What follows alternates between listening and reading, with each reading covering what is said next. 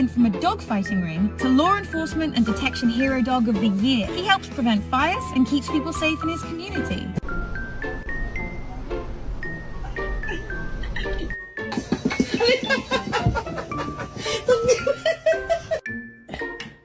Can you hold the fucking light straight?